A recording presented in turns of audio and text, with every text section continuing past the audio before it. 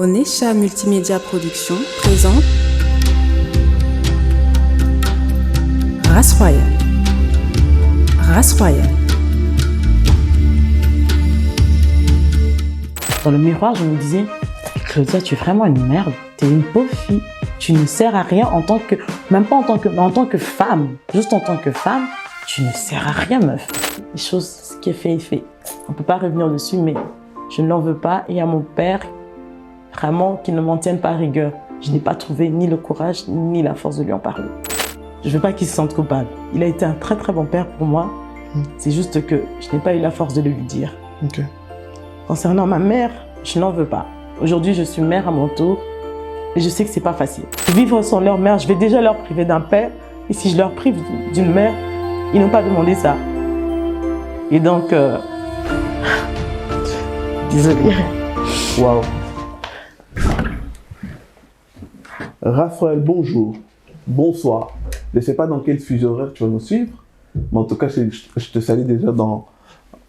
Si c'est le bonsoir, c'est bonsoir. Si c'est bonjour, c'est bonjour. Que Dieu te bénisse abondamment. Alors, viens avec moi, installe-toi, assis-toi. Notre intervenante, elle est déjà là. Alors, tu vas la voir, elle est déjà installée dans notre plateau. Bonjour ma sœur. Bonjour mon frère. Tu es prête? Prête. Voilà, on est prêt. Alors, sans plus tarder, nous allons commencer. Que le Seigneur vous bénisse. Aujourd'hui, vous allez découvrir un témoignage. Une sœur qui a accepté de se mettre à nu devant vous.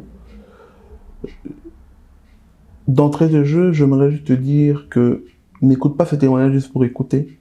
N'écoute pas ce témoignage-là pour pouvoir critiquer ou autre, parce que la force de cette dame de pouvoir parler devant vous, de cette sœur de pouvoir se livrer devant vous, c'est quelque chose à louer. La Bible nous dit, vaut mieux la fin d'une chose que son commencement. Aujourd'hui, j'aimerais que tu retiennes la fin, que tu retiennes la finalité de ce témoignage, retenir comment notre sœur s'est relevée et elle est devenue celle qu'elle est aujourd'hui. Alors, j'aimerais que tu ouvres tes oreilles, tu puisses entendre dans le moindre détail toutes les choses que notre sœur a traversées. Peut-être tu seras concerné, peut-être tu as déjà traversé ça. Alors peut-être aussi le Seigneur veut te parler à travers ça. Si tu n'as pas encore trouvé la solution, elle va te parler comment est-ce que elle, le Seigneur, a apporté sa solution. Bonjour ma sœur. Bonjour mon frère. Comment ça va? Ça va très bien et vous? Ça va, en tout cas, merci d'abord d'avoir accepté cette invitation. Merci d'avoir accepté de te livrer à nous et au corps du Christ pour l'édification surtout de nos sœurs, de nos frères. On aime bien intituler notre émission Race Royale, c'est-à-dire que nous sommes une race où peu importe ce que nous avons traversé, à un moment donné, le Seigneur nous donne cette grâce de pouvoir se relever, de dire voilà, nous sommes la race élue. Amen. Est-ce que tu es prêt à parler? Je suis prête. On a l'habitude de présenter les gens parce que beaucoup te connaissent, d'autres peut-être aussi ne te connaissent pas. Mais aujourd'hui, on va commencer autrement. J'aimerais que les personnes te découvrent en fait. Parce que ce témoignage, ça sera tout au long, ça sera une présentation. D'accord. Alors, je vais très peu parler, mais je vais vraiment plus t'écouter. Comment était ton enfance? De prime abord, si je peux le dire, on va dire que c'était une enfance plus ou moins classique. D'accord. Et pour pouvoir comprendre mon enfance, il faut revenir vraiment à ma naissance. De ce qu'on m'a dit, à ma naissance, ma mère déjà, elle attendait une fille. Comme toutes les mamans, elle attendait une fille. Mais ce qu'il faudrait savoir, c'est que j'ai un frère aîné qui souffre de drépanocytose. Donc, c'est communément appelé chez nous SS. Et donc, mes parents ne le savaient pas, bien entendu. Donc, on se retrouve dans une configuration où je suis née. Et mon frère a fait sa première crise. Les gens viennent voir ma mère et lui disent « Mais tu es là en train de profiter de ton bébé, mais ton fils est en train de mourir. » Donc, l'instinct maternel de ma mère, si je peux le dire, l'a poussée à aller vers l'enfant qu'elle connaissait déjà, parce qu'on va le dire, j'étais peut-être une inconnue pour elle, je venais de naître. Et donc, elle est partie, elle m'a laissée. Je n'ai pas eu à créer ce lien vraiment qu'une mère crée dès la naissance avec son enfant. D'accord. Elle est partie où exactement? Elle était dans un autre hôpital, en fait. Mon frère était hospitalisé dans un autre hôpital et il avait fait sa crise, il perdait beaucoup de sang, il était tout pas, donc il était vraiment à l'agonie. D'accord. Et donc, du coup, elle a pris un taxi, elle est partie. Elle m'a laissée aux infirmières, mon père est venu. Je suis sortie de l'hôpital avec mon père. Je suis restée à la maison avec les tantes et elle s'occupait de son fils. Du coup, même quand elle est revenue, plus l'éducation de nos mamans congolaises qui sont assez strictes, elle était vraiment très ferme avec moi. Et on n'avait pas vraiment cette relation mère et fille. Ok. Et des années après, ma mère a fait plusieurs fausses couches, ce qui fait qu'elle était à la recherche d'avoir plus d'enfants. Et on a eu notre petit miracle, c'est mon petit frère. Mon petit frère est arrivé 10 ans après, et je me retrouve de nouveau dans une configuration où j'ai un frère qui est malade. Il a besoin d'attention. Et un petit frère, c'est un nourrisson qui a aussi besoin d'attention. Du coup, Claudia, elle doit grandir toute seule. Elle doit être forte. Tu n'es pas malade. Tu n'as pas spécialement besoin d'attention. Et donc, du coup, dans ça, je devais grandir toute seule, faire mes armes toute seule. Et ce qui fait que j'avais vraiment une personnalité très, très effacée. Très, très, très effacée. Tu vivais déjà dans un mal-être? Je vivais dans... En fait, je subissais ma vie. Donc, j'étais là parce qu'il fallait être là. Okay. J'étais née, donc j'étais là. Donc, il fallait juste être là. Voilà. C'est vrai que je ne veux pas minimiser le fait que j'avais un très, très bon père. Et donc, j'avais une très bonne relation avec mon père. Je me sentais épanouie que quand mon père était là. À l'absence de mon père, je ne me sentais pas bien. D'accord. Et dans ce côté, donc, renfermé, timide, j'ai subi plusieurs abus. C'est-à-dire que j'ai subi des abus venant de mon oncle. Il faut savoir qu'en Afrique, en général, dans les maisons, il y a beaucoup de monde. On ne sait pas qui est qui. Et donc, j'ai subi des abus sexuels. J'étais très, très jeune. Je pense j'avais moins de 10 ans. J'ai subi des attouchements aussi de diverses personnes, en fait. Donc, mais comme je n'avais pas quelqu'un sur qui me reposer, quelqu'un à qui me confier, je l'ai gardé pour moi. J'ai gardé pour moi parce que j'avais peur. Comme je l'ai dit, l'éducation était assez stricte. Je me disais, sûrement qu'elle va me taper encore. Sûrement qu'elle va me gronder. Sûrement qu'elle ne va pas me croire. Alors, j'ai préféré me taire et j'ai gardé ça pour moi. Wow. Donc, voilà en gros un peu comment était mon enfance. Waouh. C'est déjà fort parce que aujourd'hui, ici, on voit que lorsqu'un enfant subit des abus, il y a toute l'attention derrière cet enfant-là. Mais toi, tu étais dans un stade où tu t'es retrouvé toi-même. Tu l'as gardé ça longtemps. Tu as gardé ça pendant combien de temps? J'ai gardé ça jusqu'à l'adolescence. Waouh. Ouais.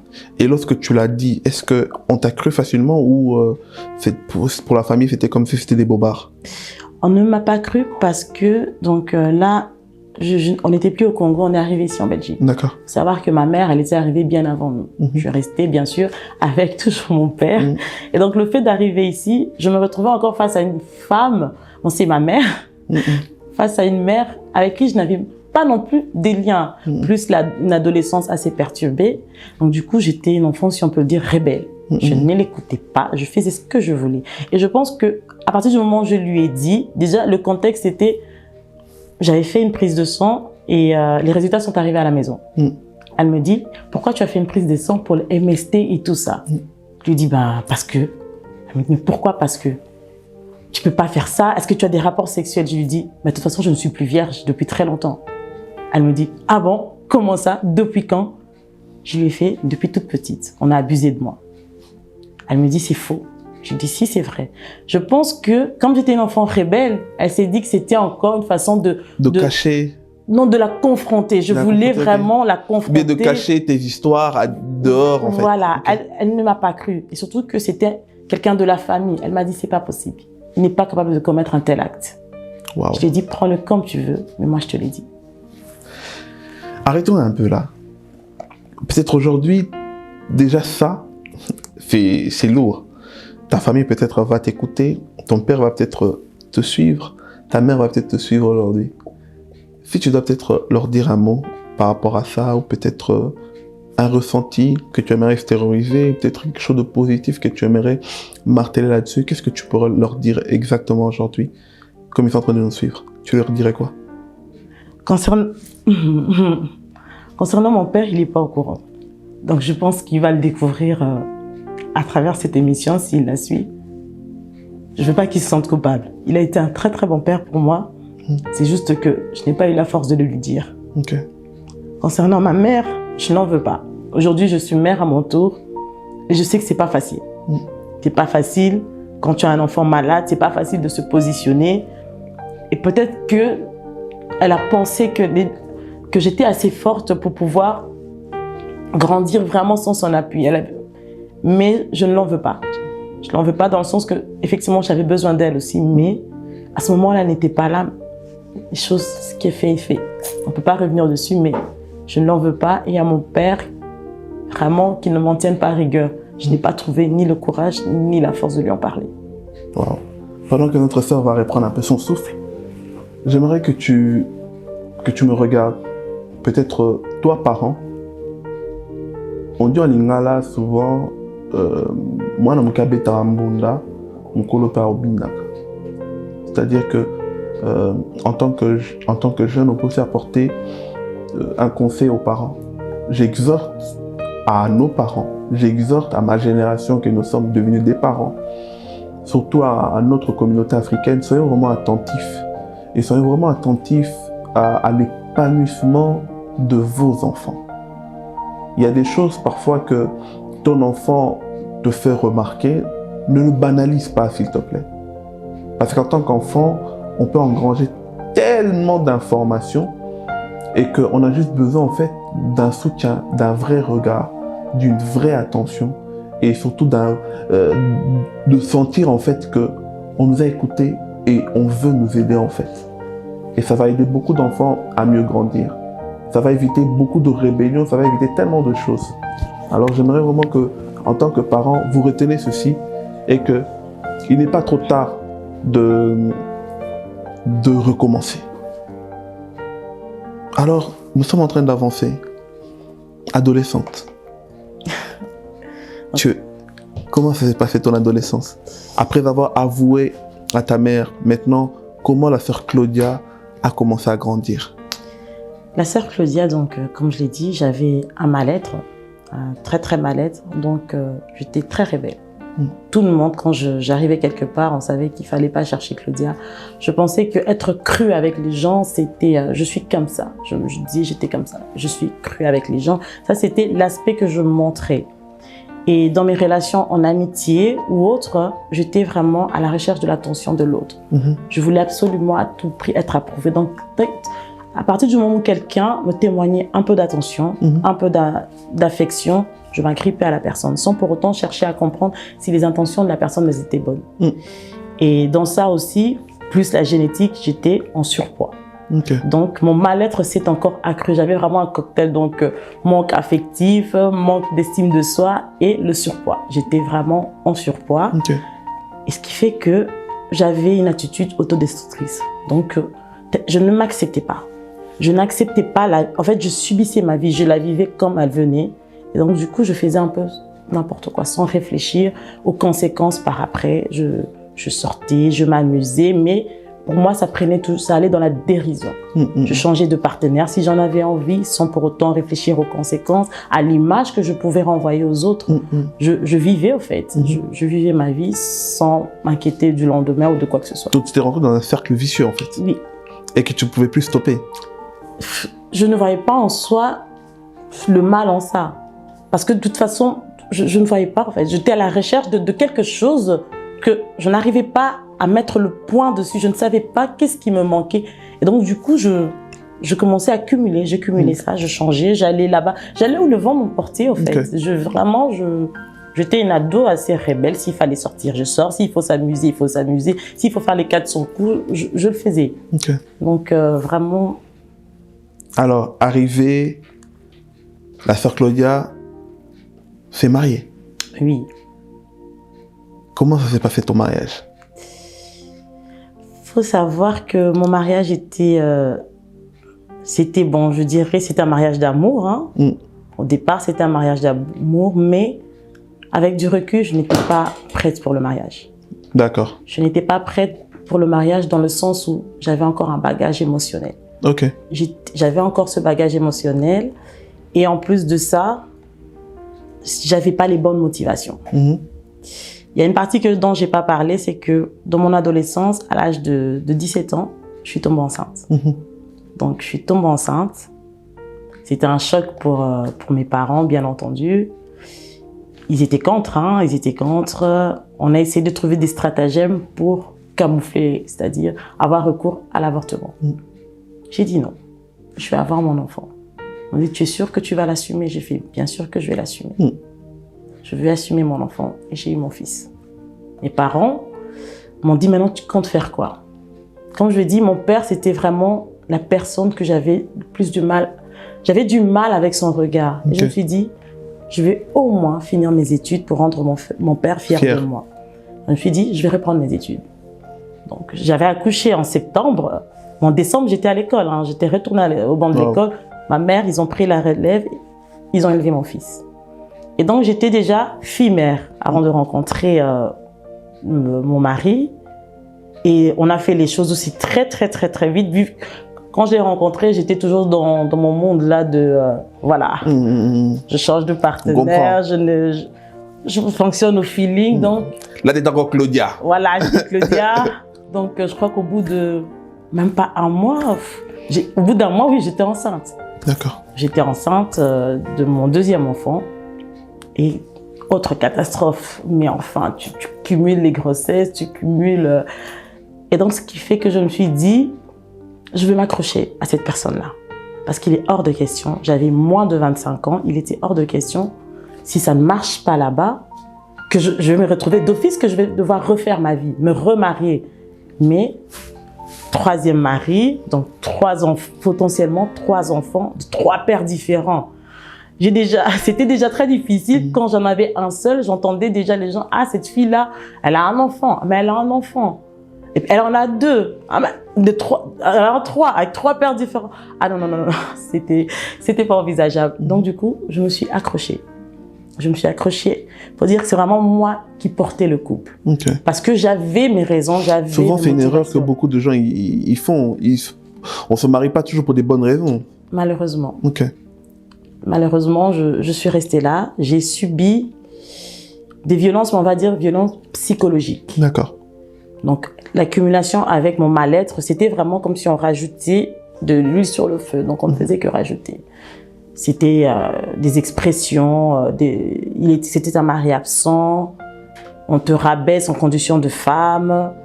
Et à ça, donc moi, je me disais, je vais essayer d'avoir des enfants, ça va renforcer le lien. Comme on se dit, hein, tu vas le garder avec les enfants. Faut savoir que mon conjoint avant n'avait que des filles. Parce qu'il avait une vie avant, s'il n'avait que des filles. Je lui ai donné une première fille, il n'était pas très content non plus. Encore une fille. Donc du coup, je me suis dit, il faut que je fasse des garçons là, c'est pas possible pour le garder, moi, il me faut des garçons. Donc j'ai accumulé, j'ai fait, à la chaîne aussi, hein, 3 garçons d'affilée qui se sont suivis. Wow. Et donc je me disais que ça allait consolider le lien qu'on avait, mais ça n'a pas vraiment marché, ça n'a pas marché. Les humiliations, la famille qui n'est pas un soutien pour toi. On te fait comprendre que malgré qu'on t'a épousé, tu ne fais pas partie de la famille. Tu es une pièce rapportée. Tu n'entres pas dans le cercle intime de notre famille. Tu es juste une fille qu'on a rapportée. Et donc tout ça, je l'ai très mal vécu, qu'à un moment donné, il fallait que je fasse stop. Parce que ça commençait mon fils aîné commençait à en pâtir, et même mes enfants. Et psychologiquement aussi, ça commençait à me détruire de plus en plus, en fait. Et psychologiquement, lorsque tu t'es retrouvée, tu as commencé à comprendre que c'est que tu pensais un jour obtenir l'attention, l'amour en lui donnant les enfants, mais tu n'arrivais pas à lui donner ça. Psychologiquement, comment tu te retrouvais? Psychologiquement, comment je me retrouvais? Je m'étais créé un monde parce que, comme je vous ai dit, j'avais un objectif à atteindre. Voilà. Donc, mon objectif était de rester dans le mariage. J'aimerais bien comprendre ce monde, surtout. Mais je m'étais évadée dans un monde. D'accord. C'est-à-dire, explique-nous bien, pour que les gens puissent comprendre bien de quel type de monde tu veux parler. Voilà. Donc, on va dire, c'était dans mes pensées, parce que c'est pas comme si je me transportais, non, c'était vraiment par rapport à mes pensées. Pour pallier donc à tout ce que je vivais, parce que effectivement, je n'étais pas quelqu'un de très expressif, je n'en parlais pas. Les gens ont toujours eu l'image de soit la Claudia rebelle, soit la Claudia très joyeuse. Et donc du coup, pour pallier à tout ce manque-là, dans mes pensées, je m'étais créé un personnage imaginaire. Au départ, effectivement, j'avais du mal à savoir à quel moment ce personnage a fait irruption dans ma vie. Parce que je lui ai donné un nom, il s'appelait Julien. Au départ, effectivement, j'avais du mal à savoir à quel moment Julien est arrivé dans ma vie. Mais maintenant, avec le recul, c'est vraiment ma transition, c'est quand j'ai quitté le Congo pour venir ici. Parce que j'ai dû laisser mon père pour rejoindre ma mère. C'était une deuxième coupure. Donc, ma figure, mon socle, c'était mon père. Et j'arrive ici, j'ai subi le rejet de la famille ici. Je n'ai pas su m'intégrer à la famille. Avec ma mère, ça n'allait pas. J'ai dû aller vivre chez une tante. Et donc, du coup, j'avais Julien. Julien était là pour me dire que tout ira bien. Tu n'es pas seul. Parce que mon père n'était pas là. À l'époque, la communication c'était pas comme maintenant. Donc, pour l'avoir au téléphone, c'était compliqué. Plusieurs fois, je lui ai dit, moi, je veux revenir. Je vais retourner au Congo. Je ne veux pas rester ici. Il m'a dit, non, tu dois rester là. Reste là, je finirai par vous rejoindre. Donc, Julien était là. Julien faisait partie, il faisait partie de moi. Certes, il était dans mes pensées, mais moi, j'avais l'impression qu'il était là parce qu'il arrivait à me sécuriser. Il arrivait à me calmer. Donc, quand ça n'allait pas, il me calmait. Et quand mon monde réel s'écroulait, avec lui, j'avais créé un monde parfait. C'était vraiment comme un scénario, mais les scénarios changeaient. Vraiment comme on voit un scénario classique, c'est je le rencontre à l'école, on a une vie, on se sépare, il va étudier à l'université à Mons, moi je reste à Bruxelles, et puis après, on se retrouve, on décide de se marier, ça ne marche pas, mais ce qui est important à savoir, c'est qu'avec Julien, ça se terminait toujours bien. Peu importe le scénario que j'imaginais dans ma tête, peu importe le scénario catastrophique, déluge ou quoi, peu importe, avec Julien, tout finissait par s'arranger. Est-ce que peut-on considérer Julien comme un mari de nuit aussi? Ben, si on part du principe que c'est un esprit, parce que je vous dis sincèrement, j'avais la sensation qu'il était là, parce que il m'apaisait, il arrivait vraiment à m'apaiser sans pour autant être là. Donc c'est un esprit. Si on part du principe que les maris des nuits sont considérés comme des esprits, mais en général, on définit mari des nuits comme quelqu'un qui vient la nuit ou autre. Pour agir derrière l'acte sexuel. Voilà, et que c'est par exemple lié à la famille, lié à des coutumes ou à des rites. Mais vraiment, lui, c'est vraiment moi qui ai fait appel à lui. C'est vraiment par mes pensées, Julien était là.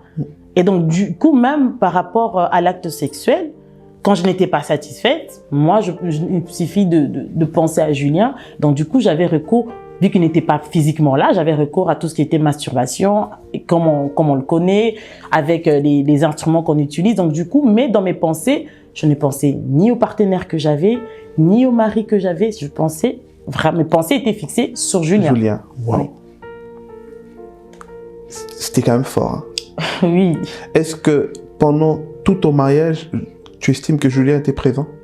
Mais Julien était là depuis mes 13-14 ans. Même à la fin de ton mariage, c'était toujours... Il était là, il a toujours été là. Julien a toujours été là avec moi. Même s'il était toujours là, même en parlant avec vous, Julien est là. Donc je vous parle, mais en même temps, Tu penses à Julien? Mais il me parle aussi en même temps. Il va me dire, non, dis pas ça. Oui, bien sûr. Et vous allez voir, peut-être, vous n'allez pas vous en rendre, ou vous allez vous rendre compte que je vais peut-être soulever mes yeux. Mais c'est parce que je vous parle, mais en même temps, je lui parle aussi dans ma tête. Ouais, oui, bien sûr, tu as raison. Mais voilà, il était là. C'était une partie de moi, Julien. C'était une partie de moi, en fait. On arrive petit à petit, encore 2 points pour comprendre comment tu t'es en sorti par rapport à ça. Comment tu as vécu la fin de ton mariage? La fin de mon mariage, c'était la descente aux enfers. Dans le sens où les gens se sont dit que on connaît la communauté congolaise, on connaît les ressentis des gens en me disant tu t'es marié, tu as fait des enfants, tu es jeune, tu as moins de 30 ans, les enfants sont petits, parce qu'ils sont très petits les miens. Reste dans ton mariage, tiens bon, nos mamans elles ont tenu bon, elles ont subi plein de violences, toi ils te battaient pas, même si c'était un mari absent, même si c'était un père exécrable, reste et tout ça. J'ai dit non, j'ai été voir mon père, j'ai dit je ne peux pas. Il m'a dit c'est ta décision, j'ai fait oui, papa je ne peux pas. Parce que psychologiquement j'étais arrivée à bout, mon cerveau n'arrivait plus à réfléchir. Et donc on se prépare déjà, on se conditionne déjà à se dire je vais quitter la personne. Mais on ne sait pas comment ça va se passer. La manière dont ça s'est fait, je savais ce que je voulais, mais ça m'a quand même brisé. Je ne m'y attendais pas, en fait. Quand je me suis retrouvée face à notre chambre où il n'y avait plus ses affaires, il n'y avait plus ses vêtements, plus ses chaussures, rien du tout, j'ai appelé mon père, j'ai fait « Papa, il est parti ». Il m'a dit « Comment ça, il est parti ?» Mais pourtant, les gens me diront « Mais c'est toi qui as mis fin au mariage ». Mais je ne sais pas, j'ai dit « Il est parti ». j'ai très très mal vécu ça parce que j'étais face à une situation où je devais être forte pour mes enfants. Je devais à la fois être la maman, le papa, et pour mon fils aîné, je devais aussi être... en fait, mon fils aîné, j'appréhendais déjà les questionnements, c'est-à-dire sur sa paternité, d'où vient son père, qui est son père. Et je me dis, je vais me retrouver dans la même configuration avec 4 autres où je vais devoir expliquer pourquoi avec papa ça n'a pas été, pourquoi je vais devoir faire face à tout ça. Et c'était psychologiquement vraiment, c'était très dur. Et malheureusement, je n'ai pas reçu ni soutien, ni... J'étais seule, en fait. J'étais seule. Seule avec mes enfants, en fait. Waouh. C'est la descente aux enfers, on peut dire. Complètement. Est-ce que c'était une accumulation de trop? Ou peut-être, je reformule ma question. Est-ce que c'était l'échec de trop? Pas vraiment. C'était pas vraiment l'échec de trop, dans le sens où, après ma séparation, il y a eu vraiment ce passage à vide où je me questionnais. Ensuite, il y a eu un moment où je me suis sentie un peu libre, si on peut le dire. Et donc, où j'étais vraiment en transition, où on finalisait tout ce qui était séparation. J'ai vu que lui vivait sa vie, donc je me suis dit, apparemment, ça ne l'a pas affecté autant que ça, donc il vit sa vie. Et donc, dans ce contexte-là, j'ai fait une rencontre. J'ai fait une rencontre et la personne avait l'air... Vraiment, vous voyez ces genres de personnes où tu te dis, même si tu ne pries pas vraiment, tu n'es pas très très croyant, mais tu te dis, cette personne-là, Dieu l'a envoyée pour moi. Attentionnée, attentive, à l'écoute, vraiment ce que j'attendais. Limite, c'était mon Julien maintenant réel. Je me suis dit, enfin j'ai quelqu'un qui me comprend, qui accepte mes enfants, qui m'accepte. Tout était oui, amen avec lui, il n'y avait pas de problème. Mais il s'avère qu'il y a eu le revers de la médaille, ce qui fait que, à un moment donné, quand la personne a senti que j'avais des réels sentiments pour lui, il a complètement changé du tout au tout. Du tout au tout. Et je suis retournée dans les contextes où j'avais commencé encore de nouveau à subir ces violences psychologiques. On te rabaisse, on t'insulte, on te diminue, tu n'es pas une femme, tu ne sers à rien, tu dois te taire. Donc vraiment, j'étais encore diminuée. Et du jour au lendemain, il a mis fin à la relation. Sans donner de nouvelles. Et là, oui, ça c'était le choc de trop. La dépression est arrivée? Je peux dire que l'état dépressif était déjà là. Ok. Mais la dépression s'est vraiment bien installée. Je me suis vraiment installée dans la dépression à ce moment-là. C'était le blackout, le trou noir. Je n'arrivais plus à réfléchir. L'esprit suicidaire commence à arriver? Ah oui, oui. Je n'arrivais plus à réfléchir. Raconte-nous une scène que tu as eue par rapport à l'esprit suicidaire où tu étais prêt avec toi et tes enfants. C'était comment déjà? Donc avant d'arriver à moi et mes enfants, c'était d'abord moi toute seule. Hein. D'accord. Moi toute seule, j'ai passé des heures et des heures dans la douche à pleurer. À pleurer et j'étais là, je regardais mes veines. Je me disais, mais ils sont tellement visibles qu'il suffit que je fasse clac, clac. En 2-3 mouvements, je pars. Je pars parce que je n'arrivais plus à réfléchir. Je me disais, on va essayer. Si je prenais une lame de rasoir et si je prenais un couteau, mais il y avait toujours quelque chose qui me disait non, ça va pas marcher. Parce qu'à cet instant-là, en fait, je ne pensais même pas à mes enfants. C'était vraiment, je pensais à moi. Je pensais à cet échec, l'accumulation de tous ces échecs. Je disais non, je ne sers à rien, ça ne sert à rien parce que, en fait, cette dernière personne m'a fait comprendre que tu ne sers à rien. Et je me disais, quand je me regardais dans le miroir, je me disais, mais Claudia, tu es vraiment une merde. Tu es une pauvre fille. Tu ne sers à rien même pas en tant que femme, juste en tant que femme, tu ne sers à rien, meuf. Tu ne sers à rien. Et donc, je me disais, et puis à un moment donné, boum, j'ai eu un petit déclic. Parce qu'il faut savoir que mon fils cadet est drépanocytose aussi. Donc, il est SS. Et j'ai commencé à réfléchir. Je réfléchissais à lui et à mon fils aîné. Du coup, à un moment donné, je me suis retrouvée dans la configuration de ma mère parce que mon fils aîné il n'a que moi. Et le cadet, il est malade. Donc du coup, je n'ai même pas pensé aux 3 autres là entre, mais c'est vraiment les 2 là. Je me disais, mais qu'est-ce que je vais dire à Christ? Donc indirectement, tu as reproduit la même chose que ta mère. Oui, c'est pour ça que j'ai commencé plus ou moins à la comprendre. Mais je me suis dit, mais qu'est-ce que je dirais à mon fils aîné? Comment il va le vivre?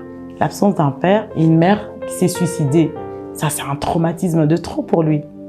Et puis, je me dis, mais le dernier, il a besoin de moi, il est petit, il a à peine 1 an, personne ne va savoir s'en occuper. Et même les 3 autres, ils n'ont pas mérité, c'est moi qui ai voulu d'eux, tu vois, ils n'ont pas mérité de vivre sans leur mère. Je vais déjà leur priver d'un père, et si je leur prive d'une mère, ils n'ont pas demandé ça.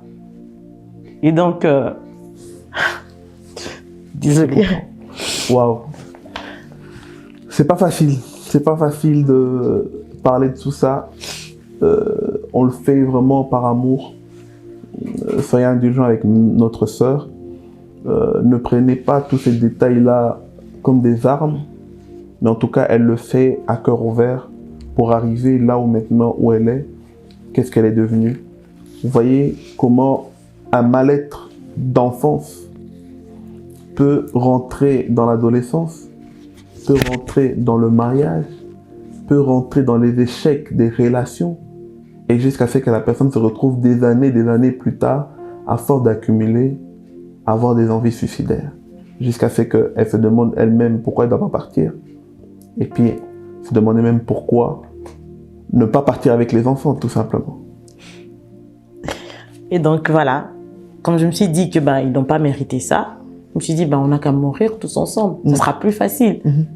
Alors, j'ai commencé à... Une fois, j'étais à la gare. Je me suis dit, c'est plus facile.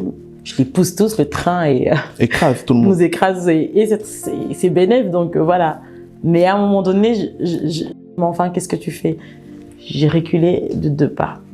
Et après, j'ai commencé à regarder donc via les réseaux sociaux, via Google. Je rentrais dans des sites, des gens qui avaient des pensées suicidaires pour savoir comment, à la limite, organiser le suicide parfait.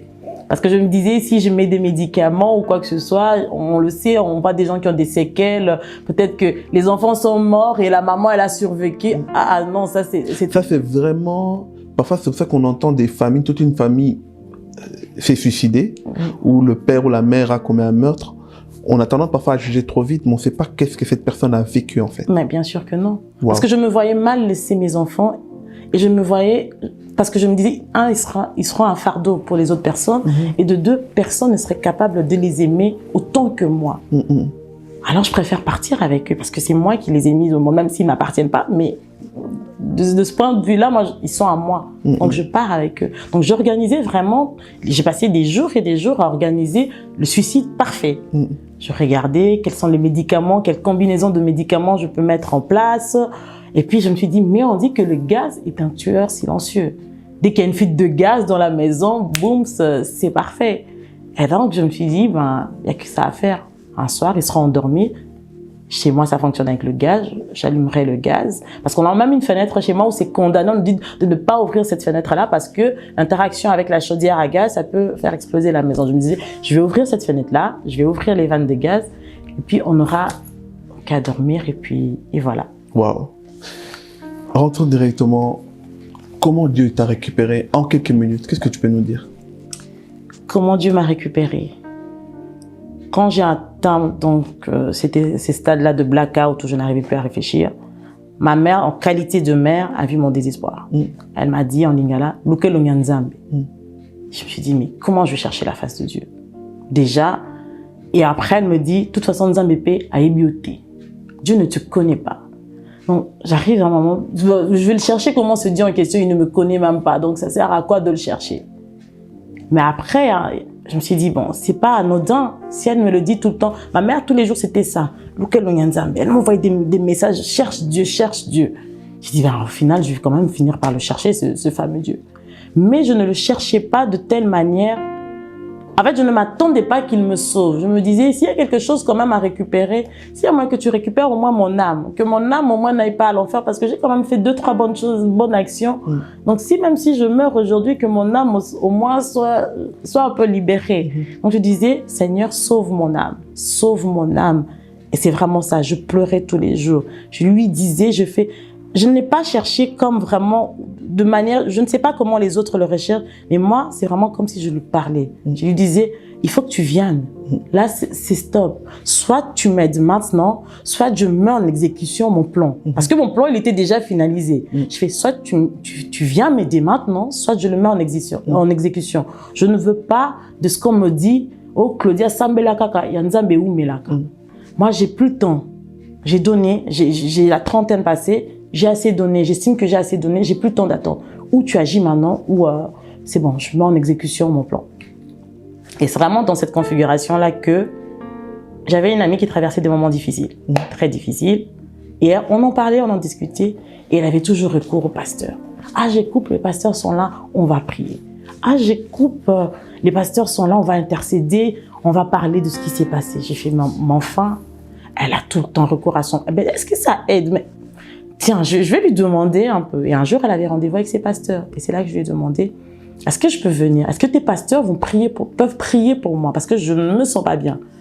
Elle me dit, mais bien sûr, c'est leur travail.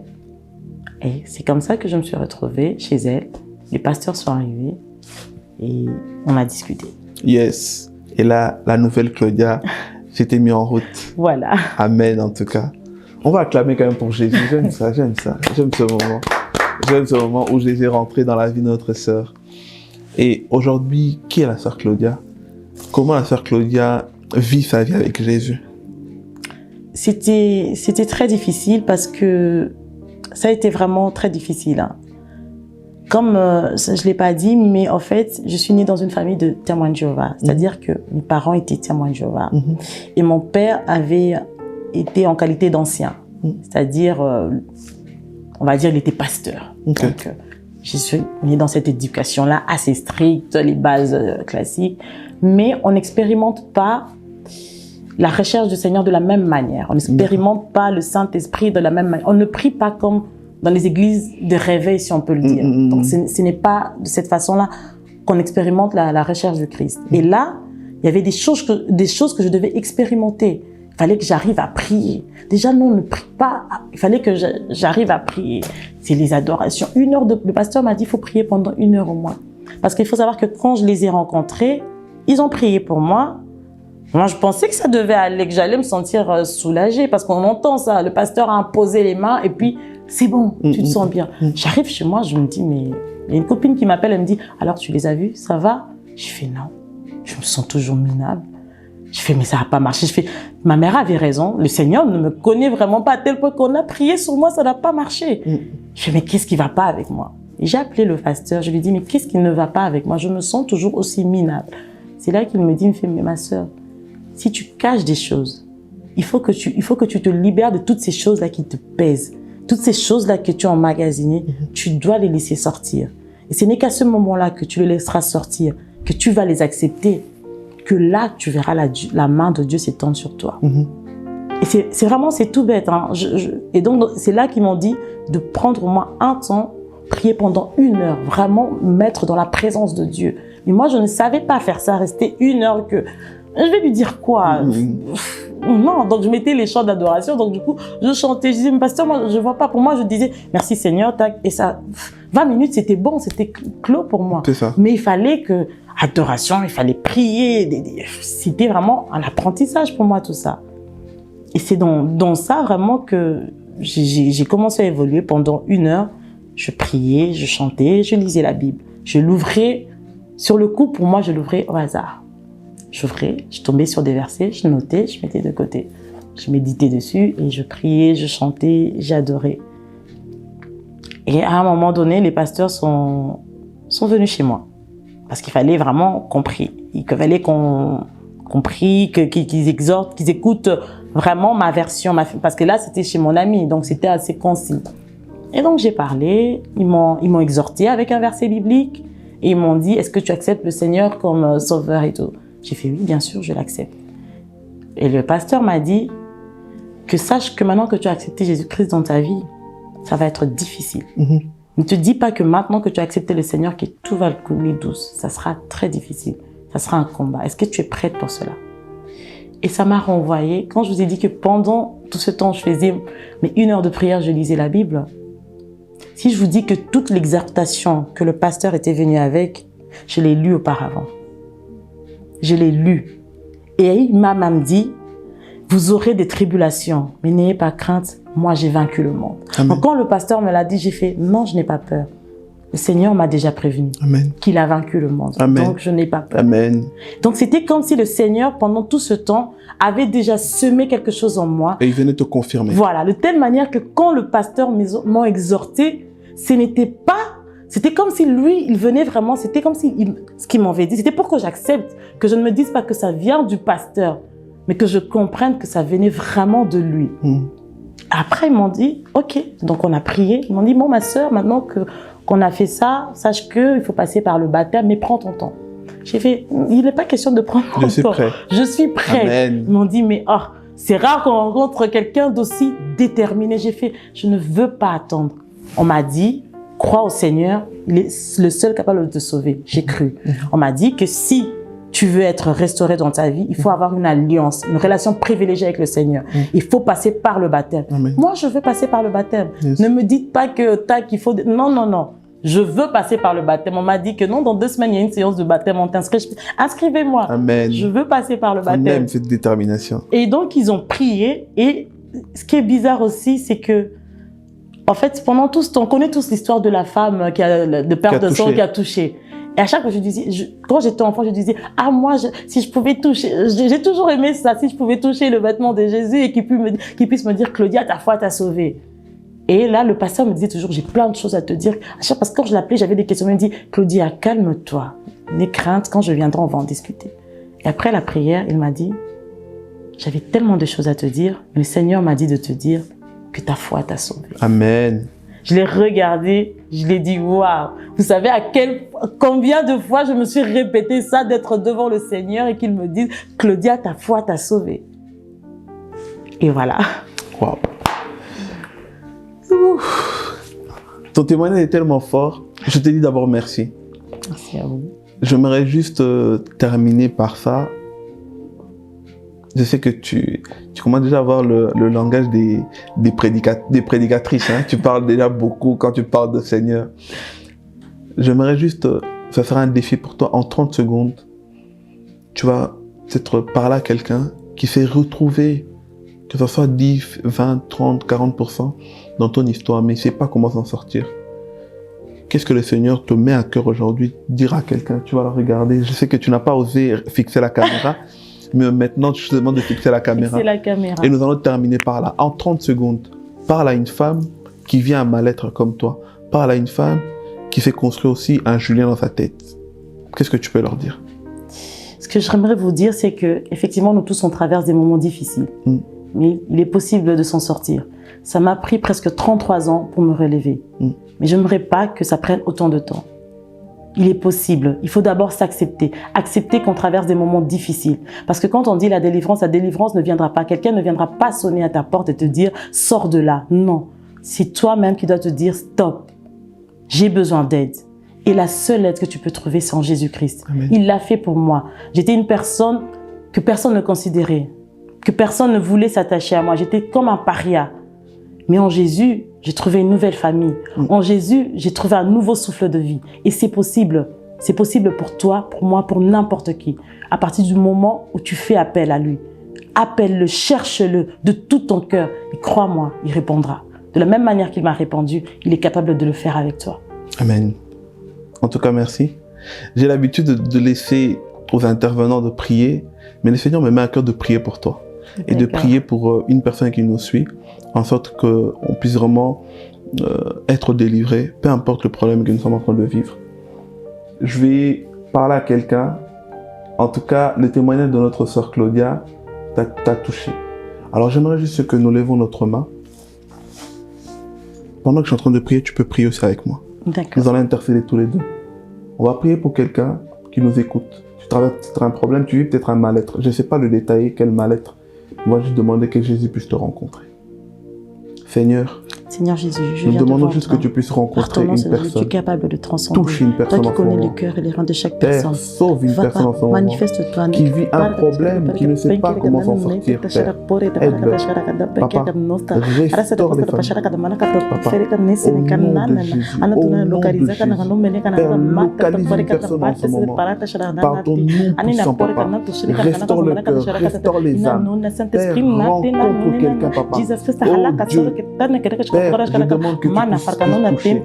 Papa, restaure les âmes, restaure les esprits, en toute vérité chacun. Père, c'est toi le vrai psychologue, c'est toi le vrai bouclier, c'est toi le vrai socle, papa. Touche nos cœurs pour que nous puissions rentrer dans ta gloire. Père, nous puissions rentrer dans le lieu très saint où notre âme sera lavée. Au nom de Jésus. Au nom de Jésus. Nous disons Amen. Amen. Allez en paix. Que Dieu vous bénisse. À très vite.